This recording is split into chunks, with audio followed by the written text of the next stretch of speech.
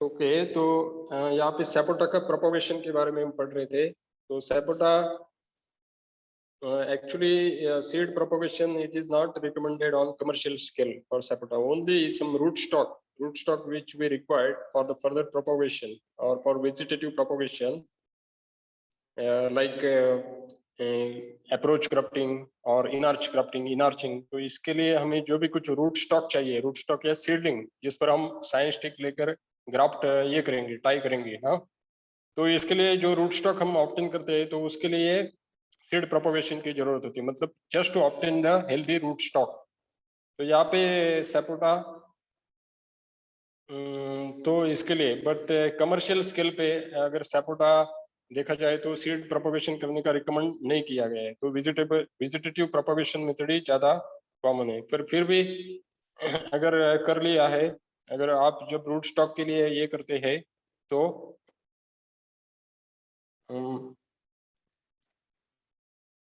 तो because there are so many disadvantages आपने अगर रूट से प्रोपोगेशन किया है इसलिए वो अवॉइड करते हैं। तो क्या होता है रूट से प्रोपोगेशन, सीड से प्रोपोगेशन का डिसएडवांटेज, जैसे कि आपको उसका प्री बेयरिंग पीरियड ज्यादा मिलता है। अगर सैपोटा में आपने कर लिया तो 8 to 10 ईयर्स उसका प्री बेयरिंग पीरियड होता है।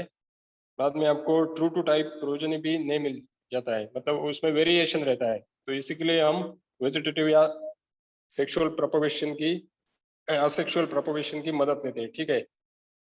बाद में इसलिए दूसरा विजिटेटिव प्रोपोगेशन मेथड यहाँ पे स्टैंडर्डाइज या रिकमेंड किए हैं, जैसे कि उसमें कमर्शियल मेथड ऑफ प्रोपोगेशन तो अप्रोच ग्राफ्टिंग या इनआर्चिंग से ही होता है। पर फिर भी डिफरेंट साइंटिस्ट ने या डिफरेंट रिसर्च स्टेशन पे जो भी कुछ ट्रायल कंडक्ट किए गए उसमें लेयरिंग ट्राई किया गया, ठीक है। लेयरिंग, ग्राफ्टिंग, बडिंग, ये मेथड तो आप जानते हैं। दूसरा माइक्रो प्रोपोगेशन बायोटेक्नोलॉजिकल टूल है, ये आपको पता है। तो उसमें मेसोकार्प, एंडोस्पर्म, एम्ब्रियो कल्चर, ये सब भी कुछ ट्राई किए गए, पर उसमें उतना ज़्यादा सक्सेस नहीं मिल पाया है माइक्रो प्रोपोगेशन में। और वो कमर्शियल स्केल पे सक्सेसफुल नहीं हो पाया है, ठीक है।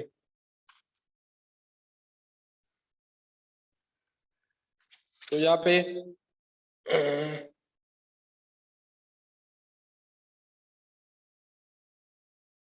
पे coming to layering, we have different type of, जैसे कि एयर लेयरिंग है, ग्राउंड लेयरिंग है या पॉट लेयरिंग है। तो एयर लेयरिंग, तो सैपोटा आप जानते हैं डिफिकल्ट टू,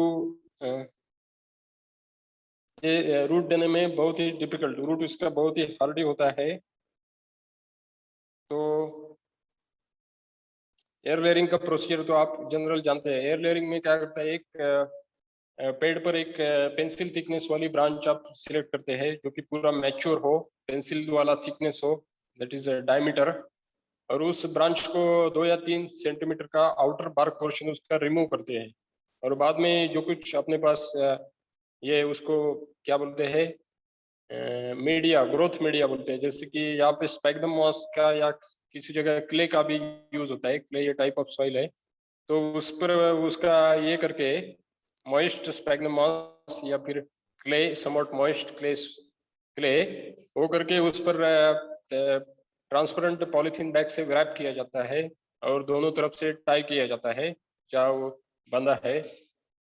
तो इस प्रोसीजर में आपको लगभग 40 या 50 दिन में उस जहाँ पे आपने टाई किया है तो वहाँ पे वो पॉलीथीन बैग में आपको रूटिंग दिखना शुरू हो जाता है या स्टार्ट हो जाता है। तो हेलो सर।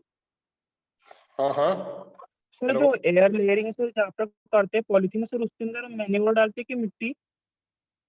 में एयर लेयरिंग में एक तो मीडिया होता है, मिट्टी होती है, ये कभी कभी मिट्टी भी यूज की जाती है। तो वो बहुत यस सर, ही हमने जो चिकना, मैन्योर भी देखा है, जैसे गोबर की खाद। ठीक है वो भी यूज कर सकते हैं, कोई दिक्कत नहीं। पर चिकनाई वाली मिट्टी जिसको क्ले सॉइल बोलते हैं वो यूज होता है। अगर आप साउथ इंडिया में आओ तो साउथ इंडिया में एक मॉस मिलता है जिसको हम स्पैगनम मॉस बोलते हैं।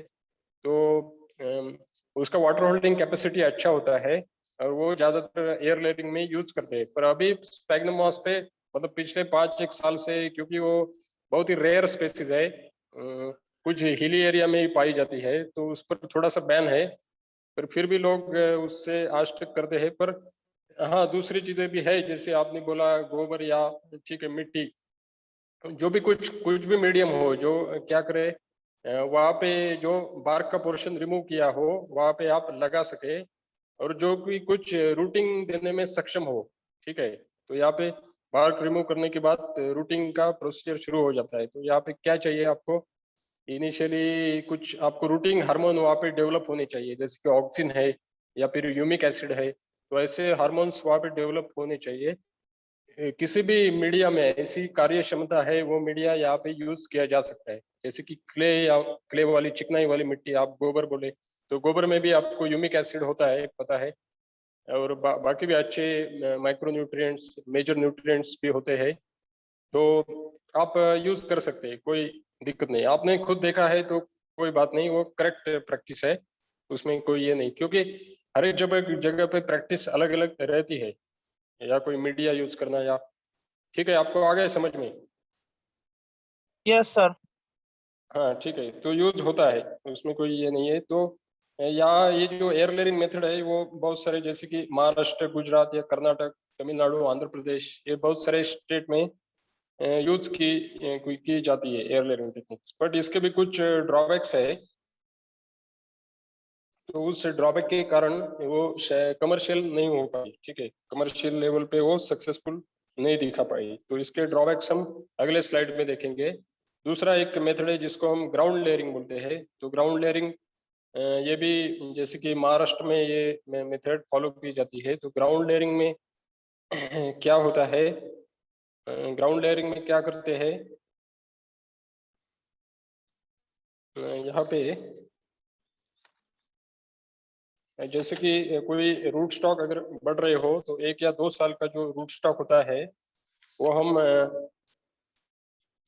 हम एक काट लेते हैं, एक पर्टिकुलर डिस्टेंस पे उसको डिकैपिटेट या काट लेते हैं, जैसे कि 60 या 70 सेंटीमीटर हाइट पे उसको काट लेते हैं। तो सॉरी, ग्राउंड लेयरिंग तो ग्राउंड लेयरिंग में क्या होता है, सॉरी, तो ग्राउंड लेयरिंग में एक मेथड है जिसको हम ग्राउंड लेयरिंग बोलते हैं। तो यहाँ पे जो सपोटा ट्री है, तो उसके जो ब्रांचेस ग्राउंड पर जो आते हैं या लोअर लेवल पे होते हैं, तो उस ब्रांचेस को थोड़ा सा बेंड करके उसमें एक थोड़ा सा नॉचिस किया जाता है या इंजुरी किया जाता है, और उसको जमीन में ये किया जाता है, प्रेस किया जाता है, और उस पर मिट्टी या सॉइल लगा के उसको रखते हैं। ठीक है, तो यहाँ पे क्या हो जाता है, आपने मिट्टी या सॉइल रखा और थोड़ा सा ये करते हैं, थोड़ा सा नॉच लेते हैं वहाँ पे with the help of some सिकेचर और नाइफ, और वहाँ पे उस पर जो मिट्टी ये करते हैं, डालते हैं, और सॉइल भी डालते हैं। तो वहाँ पे क्या होता है, ये लगभग 40 दिन में आपको वहाँ पे रूटिंग आ जाता है। तो थोड़ा सा उसको, उस प्लेस को मॉइस्ट भी आपको रखना है। यहाँ पे दो एक चीजें होती है, एक तो इटियोलेशन का इफेक्ट होता है, इटियोलेशन मतलब डार्कनेस रहता है वहाँ पे। तो ये चीजें रूटिंग के लिए अच्छी होती है। तो यहाँ से उसको रूटिंग आ जाता है। तो बाद में क्या करते हैं, जहाँ से रूट आ गया उसके पिछले वाले हिस्से से उस ब्रांच को काट कर, उस ब्रांच को सेपरेट करके उसको किसी दूसरी जगह प्लांटिंग के लिए यूज किया जा सकता है। ठीक है, तो ये हो गया ग्राउंड लेयरिंग, बट ये कमर्शियल मेथड नहीं है।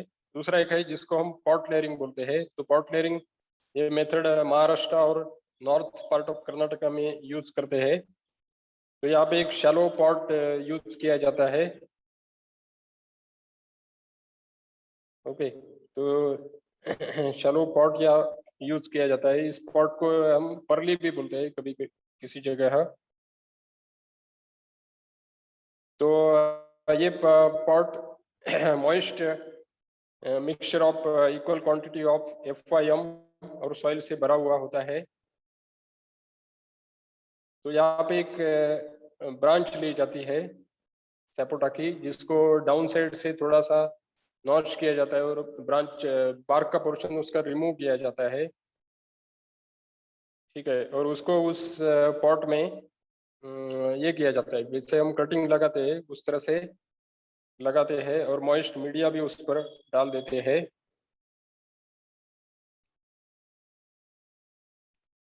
ठीक है, और वाटरिंग रेगुलर करते हैं तो लगभग 2 महीने में यहाँ पे रूटिंग हो जाता है। ठीक है, रूटिंग हो जाता है, तो यहाँ पे इस तरह से ये ब्रांच को रूटिंग हो जाता है, तो इसको हम जगह पे पॉट लेयरिंग भी बोलते हैं। ठीक है, तो ये भी लगभग लेयरिंग जैसा ही है। तो जो ब्रांच है उसको सिर्फ पॉट में ये करते हैं, बेंड करके पॉट में रखते हैं और वहाँ पे उसको रूटिंग मिल जाता है। ठीक है, तो वहाँ पे इस तरह ग्राउंड लेयरिंग की तरह उसको पीछे से काट लेते हैं और उसको सेपरेट करके मदर प्लांट से सेपरेट करके दूसरी जगह प्लांटिंग के लिए रखा जाता है। ठीक है, तो यहाँ पे डिफरेंट मेथड हो गए। यहाँ पे एयर लेयरिंग है, तो air layering it is the best time for beginning of air layering is monsoon. So यहाँ पे 40 to 60 centimetre long pencil thickness branch select की जाती है। यहाँ पे सेम है root system, but air layering में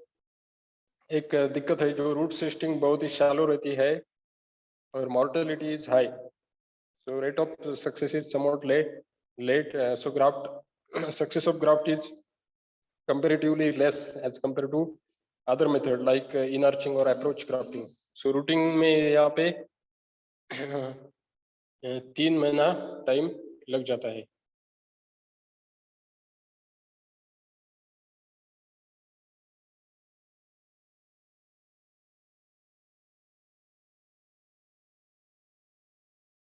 तो दूसरा है जैसे कि ग्राउंड लेयरिंग है, तो ग्राउंड लेयरिंग आपने देखी, ये भी मानसून के टाइम पे की जाती है। कोई भी ब्रांच ग्राउंड पर बेंड करके उसको वहाँ नॉच देकर उस पर सॉइल या मिट्टी डालकर ग्राउंड से आप लेयरिंग रूटिंग ये कर सकते हैं उस ब्रांच से। 3 महीने इसको लगते हैं।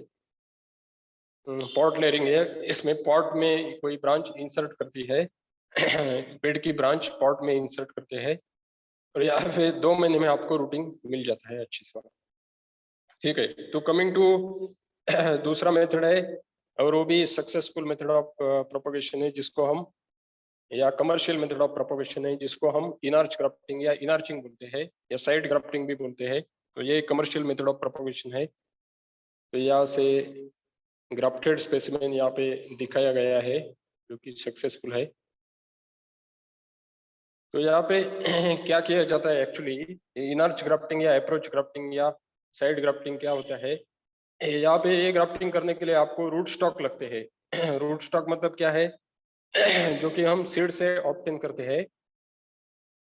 तो सीड को एक जगह प्लांट करके, जैसे कि कोई पॉट में या किसी अर्दन पॉट या प्लास्टिक पॉट में या पॉलीबैग में प्लांट करके उसको उगाया जाता है। ठीक है, और उसको उगने के बाद जो भी कुछ आपका सपोटा का ट्री है और जिसका आपको ब्रांच एज ए साइन आपको सिलेक्ट करना है, या जो भी कुछ आपको वैरायटी चाहिए, मतलब मान लो आपको काली पत्ती का ग्राफ्ट बनाना है तो काली पत्ती का आपको मदर प्लांट लगेगा। और यहाँ पे आप रूट स्टॉक या सीडलिंग आप सिलेक्ट कीजिए, जैसे कि ये खिरनी या राइन या मेलिनकरा हेक्सेंड्रा, ये रूट स्टॉक आप सिलेक्ट कीजिए। इस रूट स्टॉक को उस कंटेनर में उगाकर वो करेक्ट एज का हो गया तो उसको उस मदर प्लांट की तरफ ले जाइए और उस पर कोई साइन या ब्रांच सिलेक्ट कीजिए। तो दोनों पर एक करेक्ट आपको ये करना है, नॉच लेना है। एक तो रूट स्टॉक पर लेना है, दूसरा साइन स्टिक पर लेना है। दोनों को अच्छी तरह से आपको टाई करना है, रैप करना है with the help of polythene या प्लास्टिक बैग। तो ऐसा करके आपको लगभग ये प्रोसीजर में लगभग 2 या 3 महीने बाद आपको सक्सेस मिल जाता है। ये दोनों जो पार्ट जहाँ पे बार्क अपने रिमूव किए वो दोनों को इकट्ठा करके टाई किया जाता है और वो आपको सक्सेस देते हैं। तो यहाँ पे इसमें क्या है, कॉम्पेटिबिलिटी अच्छी रहती है, ज्यादा से ज्यादा पोर्शन आपको यहाँ पे मिल जाता है। तो यहाँ पे कॉम्पेटिबिलिटी अच्छी होती है और इस ग्राफ्टिंग प्रोसीजर में ग्रोथ रेट भी अच्छा होता है और मॉर्टेलिटी का रेट कोई ज्यादा नहीं रहता है, मतलब सक्सेस रेट इसमें ज्यादा है। तो यहाँ पे ये method commercial method of propagation है, जिसको हम बोलते हैं अप्रोच ग्राफ्टिंग या इनआर्चिंग या साइड ग्राफ्टिंग भी इसको बोलते हैं, जो कि कुछ यहाँ पे रायन खिरनी या मेलिनकर एलेक्जेंड्रा, it is the best root stock ये यूज करते हैं।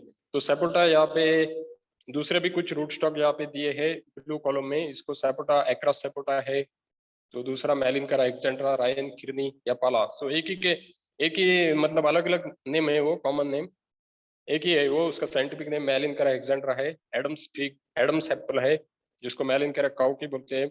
महुआ है, महुआ लेटिफोलिया, मीट्री है, वेसिका लेटिफोलियस, स्टार एप्पल है, क्राइसोफाइलस कैनेटियो, देन मिराकुलम फ्रूट है। तो ये अलग अलग रूट स्टॉक सपोटा में पाए जाते हैं। तो यहाँ पे कैसे है रूट स्टॉक कैसे रेज करते हैं, पहले तो जो कुछ सपोटा का फ्रूट है, अगर आपने मेलिनकर एलेक्जेंड्रा या वो लिया पाला या राइन लिया, तो उसका फ्रूट्स लेकर उसमें से सीड एक्सट्रैक्ट किए जाते हैं। तो सीड को ड्राई करते हैं, उसको सो करते हैं, ओवरनाइट सोक करते हैं, ठीक है, और उससे जर्मिनेशन लिया जाता है। तो germination will take almost 4 weeks. Seed से जर्मिनेशन होने के लिए 4 वीक्स लगता है। एक तो आप पॉली बैग या किसी कंटेनर में आप ये कर सकते हैं, उसको सो कर सकते हैं, या फिर रेज बेड पर भी रेज बेड आप बनाइए और उसमें आप सो कीजिए। सो यहाँ पे आपको साइड शूट भी आएंगे, तो साइड शूट को आपको रिमूव करना पड़ेगा। तो आपको 30 सेंटीमीटर लॉन्ग, मतलब लगभग 1 फीट का स्टेम आपको वही सीडलिंग आपको ऑब्टेन करना है। तो उसको 1 सेंटीमीटर थिकनेस होना चाहिए जब आप यूज करेंगे। तो इस तरह से आप रूट स्टॉक ऑब्टेन करेंगे, ठीक है। तो इनर्च ग्राफ्टिंग या साइड ग्राफ्टिंग यही सेम प्रोसीजर यहाँ पे दिया गया है, कमर्शियल मेथड ऑफ प्रोपगेशन है। तो यहाँ पे इनर्च ग्राफ्टिंग या अप्रोच ग्राफ्टिंग में क्या होता है, ये अटैच्ड मेथड ऑफ ग्राफ्टिंग है। अटैच्ड मेथड ऑफ ग्राफ्टिंग मतलब क्या होता है,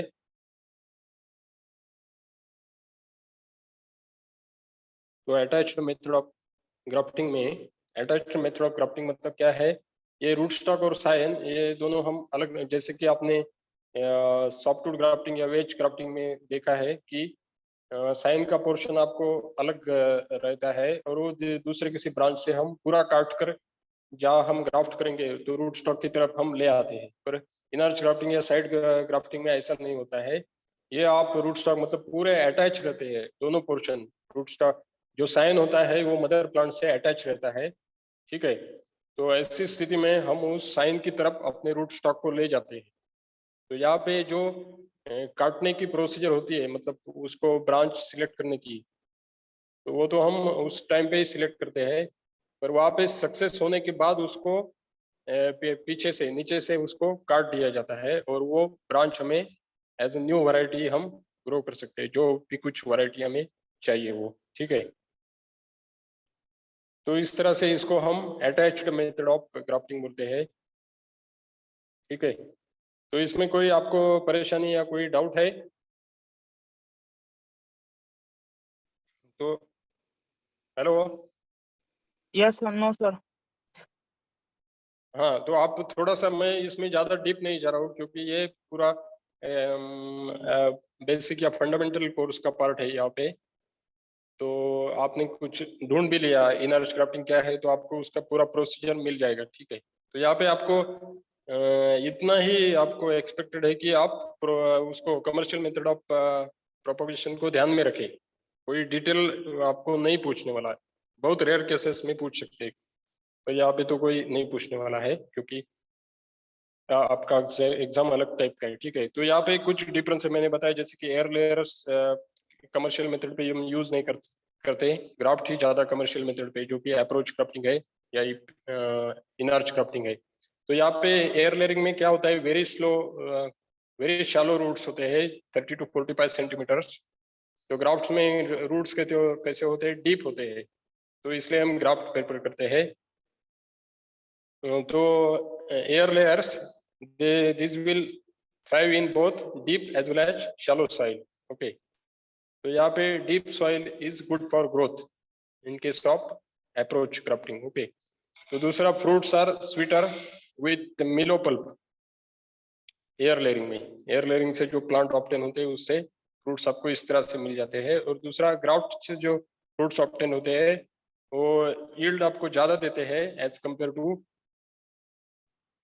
टू एयर लेयर्स। सो यहाँ पे देखा गया है कि एयर अप्रोच क्रॉप में यील्ड आपको ज्यादा मिलता है, तो कमर्शियल बेसिस पे यही लोग यूज करते हैं। ठीक है, तो ये हो गया कंपैरिजन बिटवीन आपका ग्राफ्टिंग और एयर लेयरिंग में। ठीक है, दूसरा ब्रडिंग है।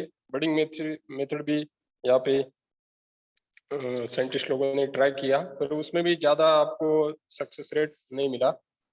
ठीक है, तो यहाँ पे रेट मतलब मान लो आपने 100 आपने बडिंग कर दिए, तो उसमें से कितना सक्सेस होता है, तो इस पर वो डिपेंड है कमर्शियल मेथड पे से। तो जिस मेथड में आपको ज्यादा मिलता है सक्सेसफुल, वही मेथड वो एज अ कमर्शियल मेथड वो यूज कर सकते हैं। और जो फील्ड लेवल पे फिजिबल हो, जिसका फील्ड लेवल पे क्या सर्वाइवल रेट भी ज्यादा हो, मॉर्टेलिटी रेट कम हो, जिस किसी भी मेथड में, उसी मेथड को कमर्शियल मेथड एक्सेप्ट किया जाता है। ठीक है, तो यहाँ पे बडिंग है। बडिंग बेस्ट टाइम इज मई में हम बनाते हैं बर्ड्स। दूसरा suitable for coastal area, coastal area में ज्यादातर यूज किया जाता है। Moist climate with heavy rainfall, तो इस तरह से सिचुएशन होती है ह्यूमिड कोस्टल एरिया में, वो उधर ये ये किया जाता है। तो सिंगल बर्ड इज यूज, यहाँ पे सिंगल बर्ड आप यूज करते हैं, उसको साइन लेते हैं और रूट स्टॉक पर थोड़ा सा मार्किंग करके या इंजुर ये करके करेक्ट ये लेके वहां पे आप टाई कर देते हैं। ठीक है, साइन को। तो यहाँ पे flap of bark is out, मतलब वो निकाल देते हैं। Flap of bark root stock पे आप निकालेंगे in the form of tongue, tongue की तरफ होगा आप। So bird along with the little bark attach to it, तो बर्ड होगा उस पे थोड़ा सा बार्क का पोर्शन अटैच होगा, ये इंसर्ट करते हैं ये फ्लैप पोर्शन में। फ्लैप आपने जो रूट स्टॉक पे निकाला उसमें वो इंसर्ट करना है। After that you have to cover with the help of some polythene transparent polythene sheet, but you need to keep this cyan bud exposed or open। तो यहाँ पे आपको थोड़ा बहुत शूट्स आपको मिल जाएगा और ये आपको अच्छे से सक्सेस देगा 1.5 या 2 महीने में। ठीक है, सो नेक्स्ट यहाँ पे है जिसको हम कल्टीवेशन बोलेंगे। तो cultivation, so what are the cultivation practices? So first of all, preparation of land. So land should be free from water stagnation. तो आपको ऐसी लैंड सिलेक्ट करनी है जहाँ पे कोई वाटर स्टैग्नेशन ना हो। ठीक है, तो दूसरा अंडुलेटिंग लैंड, अगर आपका लैंड अंडुलेटिंग है वो आप डिफरेंट पोर्शन में डिवाइड कीजिए, वहाँ पे टेरेस कीजिए, कंटूर प्लांटिंग आप कर सकते हैं। तो वहाँ पे आपको कंटूर प्लांटिंग करना पड़ेगा, जैसे कि मीन सी लेवल पर आपको डिफरेंट एक करेक्ट हाइट पे आपको लाइन लेनी पड़ेगी और उस लाइन पे आपको करेक्ट स्पेसिंग लेकर between the plant to plant आपको प्लांटिंग करना पड़ेगा। तो ये है, नहीं तो प्लेन लैंड में आप स्क्वायर मेथड या रेक्टेंगुलर मेथड या हेक्सागोनल मेथड भी आप यूज कर सकते हैं, या क्विंकुंस मेथड भी आप यूज कर सकते हैं। तो यहाँ पे establishment of live wind park, तो यहाँ पे विंड का प्रॉब्लम यहाँ पे ज्यादा रहता है, जहाँ पे ज्यादा विंड वेलोसिटी हो तो सपोटा को, जैसे कि पॉलिनेशन, यहाँ पे फ्लावर हो, फ्लावर शेडिंग होना, तो ऐसी दिक्कतें आती है, वो फ्लावरिंग और फ्रूट सेट में दिक्कत कर सकती है। तो ये इसलिए आपको विंड ब्रेक, आपके ऑर्चर्ड के साइड में विंड ब्रेक आपको रखने हैं। तो विंड ब्रेक से आप मैंगो यूज कर सकते हैं, जामुन, टेमेरिन, जैसे कि टॉल ग्रोइंग प्लांट हो as compare to sapota. 1.5 to 1.8 metre apart आप उसको प्लांट कर सकते हैं। Preparation of pit and planting, तो वहाँ पे सपोटा को कल्टीवेशन करने के लिए आपको, अगर आप स्क्वायर सिस्टम पे प्लांट कर रहे हैं तो आपको पिट्स लीजिए। पिट्स लगभग 60 सेंटीमीटर क्यूब होते हैं, मतलब लेंथ, ब्रेड्थ और डेप्थ, या फिर 1 मीटर क्यूब के भी आप ले सकते हैं। आपको स्पेसिंग लेना है 8 to 10 सेंटीमीटर। अगर आप हाई डेंसिटी प्लांटिंग में कर रहे हैं तो तो आप 5 into 5 मीटर पे हाई डेंसिटी प्लांटिंग कर सकते हैं. Then this pit should be exposed to the sunlight या proper sun, ठीक है, for a month. Then आपको at the time of planting आप ये proper top soil लीजिए, उसमें FYM डालिए, कोई फंजीसाइड डालिए या फिर सुपर फॉस्फेट. तो ऐसी चीजें डालकर ये पूरा आपको पिट फिल करना है 3/4 लेवल पे, और उस पर आपको आपका ग्राफ वहाँ पे प्लांट करना है at the centre of that pit. और आपको दूसरा वो सेम ये पॉट ये मिक्सचर लेके, ये तीनों का सेम मिक्सचर लेके पूरा पिट आपको फिल करना है, ठीक है. तो यहाँ पे इस तरह से आपको प्लांटिंग आप कर सकते हैं. दूसरा ट्रेनिंग एंड प्रूनिंग. तो training and pruning sapota required, it is tree species as well as sapota. It is giving flowers as well as fruits throughout the year. Throughout the year there will be flowering as well as fruiting. So यहाँ पे ऐसी कोई special pruning करने की आवश्यकता नहीं होती. Sapota में ऐसा पाया जाता है कि ऐसा एक मेन स्टेम आ जाता है और उसकी ब्रांचेस चारों तरफ से फैल जाती है, और एक किसी वैरायटी में अम्ब्रेला जैसा शेप ऑटोमेटिकली ऑप्टेन होता है, किसी वैरायटी में डोम शेप आपको पैदा होता है, कोई वैरायटी तो स्प्रेडिंग रहते हैं. तो यहाँ पे ये देखा है कि सेंट्रल उसका स्टेम बहुत ही स्ट्रांग रहता है और उसकी ब्रांचेस चारों जगह पे इक्वली डिस्ट्रीब्यूट होती है. ज्यादातर केसेस में इक्वली डिस्ट्रीब्यूटेड रहती है. अगर वो नहीं है तो आपको जिस किसी दिशा में ज्यादा ब्रांचेस है वो उसको थोड़ा सा आप थोड़ा कम कर सकते हैं, ठीक है. और ऐसी कोई ज्यादा ये करने की मैं रिकमेंड नहीं किया है. इससे बेहतर उससे भी ज्यादा आप लेटर स्टेज में क्या है, जैसे कि डेड डिसीज ब्रांचेस हो, पेस्ट अफेक्टेड या डिसीज अफेक्टेड, या वीक ब्रांचेस हो, या फिर कोई क्रिस क्रॉस जैसे बहुत ही ज्यादा डेंस हो रहे वो. तो मैक्सिमम ऐसी ब्रांचेस नहीं होती है जो कि क्रिस क्रॉस हो या डेंस हो. तो यहाँ पे लूज या सेपरेट ब्रांचेस रहती है. तो कोई डेड डिसीज या वीक ब्रांचेस आप सेपरेट कर सकते हैं. दूसरा है कि एक सपोर्टा में बहुत से लेटर केस में कुछ हैंगिंग या लोअर ग्रोइंग ब्रांचेस आ जाती है. तो लोअर ग्रोइंग ब्रांचेस को भी आप काट सकते हैं जो कि ग्राउंड को टच करते हैं और वो बिकम अनप्रोडक्टिव हो जाते हैं, ठीक है. तो सपोर्टा का आपका यील्ड कम मिलने का चांसेस होता है, तो उसके लिए उन ब्रांचेस को हटाना पड़ता है. Then over shaded and over crowded branches can be remove. ये भी रिमूव कर सकते हैं. Overweighing branches can be removed. So new growth as well as flowering it comes simultaneously. मतलब सपोटा में क्या है, जो फ्लावर होते हैं वो करंट सीजन या करंट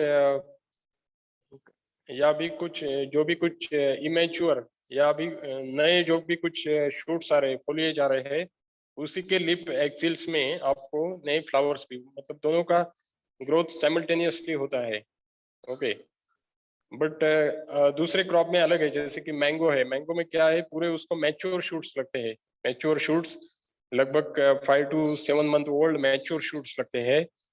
तो ऐसे मैच्योर शूट पे ही वहाँ पे आपको फ्लावरिंग या फ्लोरल बर्ड्स आपको आने शुरू हो जाएंगी. पर यहाँ पे सपोटा में ऐसा पाया जाता है कि लिप्स और फ्लावर्स साइमल्टेनियसली आ जाते हैं, एक साथ ही आ जाते हैं. जो भी फ्लावर्स होते हैं लिप एक्सिल्स में आपको आ जाते हैं, ठीक है. तो यहाँ पे अगर आपने उसको रिमूव किया या लिप्स को नहीं रिमूव किया, लिप रिमूव किया, तो आपका फ्लावरिंग भी वेस्ट हो जाएगा. तो इसलिए यहाँ पे कोई स्पेशल प्रूनिंग प्रैक्टिस रिकमेंड नहीं किया गया, ठीक है. तो इरिगेशन, कमिंग टू इरिगेशन, यहाँ पे it can tolerate a drought up to very good extent. Irrigation helps in improving your yield.